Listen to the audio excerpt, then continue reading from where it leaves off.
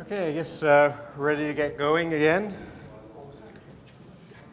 In this last little session, we'd just like to invite people or project leaders to come up and give a very brief summary of what they've discussed in this last breakout session and where we might be going from there.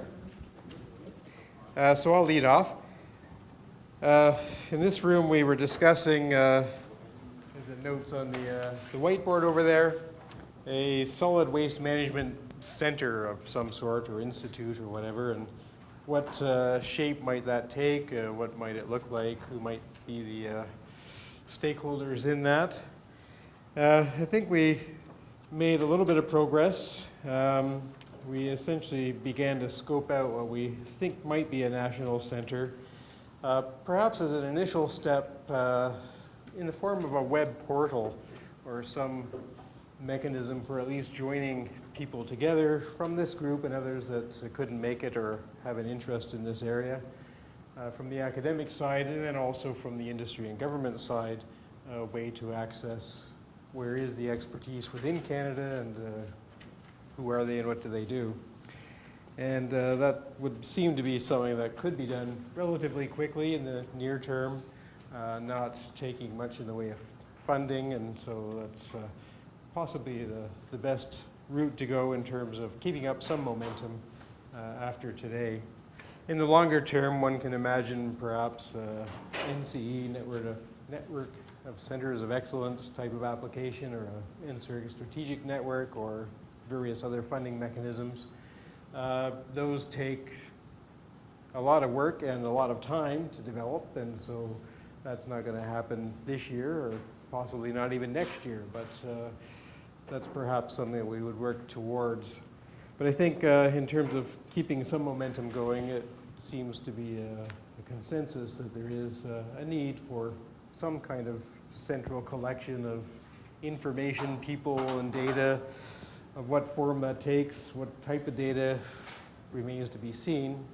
But what we have done is identify a group of people who will communicate over the next few months to try to get something launched. And that group of people is sort of scribbled on the board, but we'll identify it in our final report in a bit more detail. And hopefully sometime in the fall, be able to report back on what we've done or what we plan to do in the very near future. So that's where we've left off with that. Are there any questions or comments on that, or did I get it all wrong? Or okay, well, I'd like to invite someone else, and I don't even actually know who, but Frank, do you want to summarize some of your discussions? Okay, good. So we talked about material recovery in our group, and essentially identified, well, it took Marco's term, or not really Marco's term, but he was the first one to say it today, so he gets credit. It's an advantage of being an early speaker. Atom economy, like how do we, a lot of the talk today was value chain, and money, and that's a very valid point, but then all we do is maximize externalities and make our money and go home. So atom economy is nice because it reminds us that we're trying to chase every atom. We're going after all of them. We're not trying to dump some of them. So that we came up with that, and basically, given that Canada is in some ways late to the game, how do we build on what Europe has done and what America and WTRT, because Nick's been at it for a while, on what they're doing? How do we move the thing forward into new process design? We came up with essentially 5-ish areas. Ash was obviously one of the bigger ones because that's environmental concern and a disposal issue. So if you can find beneficial ways to treat that, that's a good mining project. And again, mining from the broadest sense of the word, from every atom. We have fibers. meaning things you can mine in their existing state essentially and just pull them out from different sources. And then we have water. We came up with water as something that to actually consider. Now in Canada, that's obviously a bit of a joke given all of our lakes. But on the other hand, you know, it is a global issue, right? This is a global thing we're dealing with. And the example I used was if we're importing grapes from Chile in February, that's essentially a water import. So they might want it back. So we have to think about how we're going to, and I think that's going to be far more serious than my personal humble opinion. That's going to be a much bigger issue than we all think, because we're Canadian and we have water everywhere and we normally grump about it. But so that's something I think to think about. And I've heard, literally no joke, people proposing tar sands exports as water exports, because you're exporting hydrogen, you burn it, make oxygen, and there's your water, right? So it's not as far-fetched as we think. Nutrients in the context of an organic soil enhancer. So how do we keep track of the nutrients in terms of keeping our essentially unmining? This would be an unmining, because right now we're mining topsoil and sending it to the oceans. So how do we unmine topsoil and actually add it back and stock up our fields? And the last one was carbon. You know, we're in a climate change world. I think for those of you who haven't been following the news, May was the global record, the hottest month ever. So we've now, you know, we're in a different world, and WTE, or waste to energy, or energy from waste, is a negative emissions technology. So meaning you've got biogenic carbon dioxide and you can capture it and inject it underground and therefore actively reduce CO2 levels in the atmosphere. And the IPCC, the fifth assessment report, emphatically stated that any stabilization below 550 is impossible without negative emissions technologies. So I think that's really something WTE, or waste to energy, should look at, especially anaerobic digestion, because you can get a lot of CO2 out of that. So something where you're actively removing atmospheric carbon dioxide is something that the world has slowly come around to realize that we need that, because we're just, by nature, procrastinators. So that's the way it is. So those were sort of the 5 targets for recovery that we came up with, each with their own little unique perspective. And then the research, there's a bunch of scribbles that I'll try to look at later. But the research project, one of the ones was getting the numbers right, which is a term borrowed from the cement industry. But basically, how big is MSW a player? We all know there's roughly 5% in the electricity market, so it's not a game changer there. That's that pacemaker. Now, so I don't know what's going on there, but anyway, what are the numbers right? What can we do for MSW? How much of gold can we recover? How much of all these other minerals, copper, what's in the ash? Like, get the numbers right for Canada. What's there? Ash mining is another one. Try to go change the value proposition from a hazardous waste disposal to value recovery. And more than just aggregate. You know, I really, you know, stone is not that impressive anymore, so I think we can leave that to nature and try to make something a little bit better than stones. Maybe pretty stones that you could sell for jewelry or something. I don't know. I think there is a company that does that, isn't there? They turn bottom ash into jewelry. I'm pretty sure there's a company that does that. And then Canadian solutions. And then funny, in you know, the classic example there is heat engines run off a temperature difference. You can use -40 as one of your temperatures. And so we've got great temperature differences here in Canada. So we can think of novel ways of doing things. That's a second research project on ash mining. Biotransformations of organic fractions as a third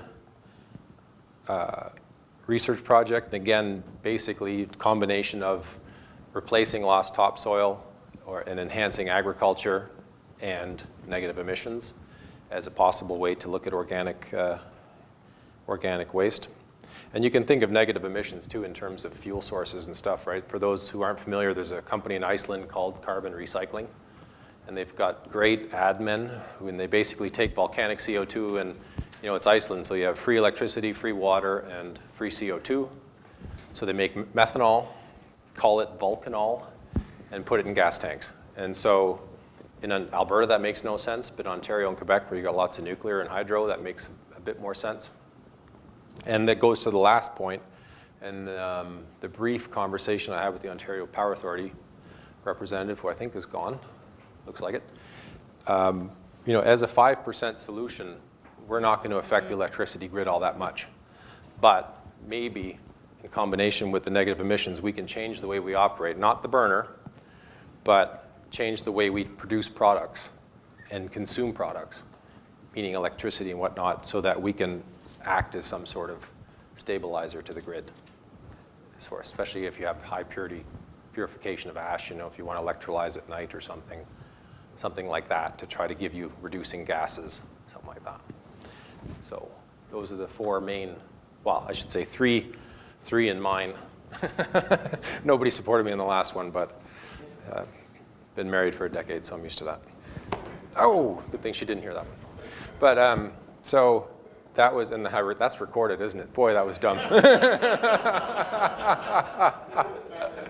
Oh my God. All right, so I'm on the first chain to China, and no. So anyway, those are the four projects we came up with as general research themes for material recovery. Where do we go from here? Well, where do we go from here is to basically identify interest. I think it's pretty clear, the ash interest and the organic interest, and try to, we can sort of center around there. I'm willing to be some sort of a hub. And then we try to just sort of go on a project-to-project basis. We already identified one between Ontario and Quebec that we might be able to submit an application to. So I mean, that's sort of the idea, like the virtual portal. I mean, just keep a network going of where you can find things to do. Okay. Actually, we are discussing about plastic. So we actually, in the discussion, afternoon discussion, we had lots of discussion about plastic, how to utilize that. But unfortunately, in the technical session about a research project, we only have 3 members here. So, but just a share about the idea about what we have talked about. So when after your separation of a plastic, you want to recycle that. So the simple way is just go for recycle, but that is limited by recyclable plastic. For example, thermoplastic. You can recycle that easily by melting them down and then reduce the plastic and then make the plastic atom. So that's easy, but so that's not related too much about what research we should do. But how about the thermosetting the plastic from industry and from our food packaging? Some of plastics are thermosetting. So they cannot be melted down easily, and normally it's not recyclable. So for those plastic, actually, we discussed we should find a way to utilize that to make a more value-added product. So actually, we discussed, for research project, we can do the gasification, or we can liquefy the plastic to make oil, make a biochar, and then we can utilize that as the value-added product. So that's the research, one research we can propose. And the another type of plastic is a mixture. If a mixture of the plastic, sometimes, for example, for the residential, many of the food packaging or their mixture, they're not separated nicely in the recycle bin. So for those plastic, actually we have to go through the thermochemical conversion, either gasify or we can do the liquefaction. Liquefaction can be a pyrolysis or hydrothermal liquefaction. We can get the valuable oil. And then we can produce some of the, for example, as I mentioned before, we can produce the polyurethane-based foam. We can make an adhesive for that. Or even we can make a composite pellet. We can composite it with other plastic. And then we can make a composite materials. So those could be some of future research direction we should look at about plastic valorization from our municipal solid waste. Thank you. Okay. So thank you very much for those summaries. Sounds like some fruitful and useful discussions. That pretty much brings us to the end of the day, and it's been a long day and I'm tired, but I learned a lot and met lots of new people, so that's great. And I hope you feel the same, that you learned some things and have some potential value moving forward, or have some ways of moving forward with some of the other people that were here. So as I said at the start, we will produce a summary report of the goings-on here that we'll send out and post on our website. We'll try to edit and have some of these discussions or these presentations available in video form on the website. So if you want to go back and look at things, our keynote speakers this morning kindly volunteered to make their presentations available. So we'll also get those and send them out in the coming weeks. And I think that's about it. So a reminder that in your folder, there's a feedback form. If you wouldn't mind filling that out, indicating whatever interests you might have in terms of follow-up. You can drop that off at the registration desk, or maybe Akanksha can grab them if you're not going that way. In terms of other logistics, those that are joining us for dinner at the University Club, we can start heading over there in a few minutes. I will lead the way if you don't know where it is, and we'll leave perhaps in about 10 or so minutes. And for those that are going home, have a safe trip, and thank you for participating, and we look forward to future connections. Thank you.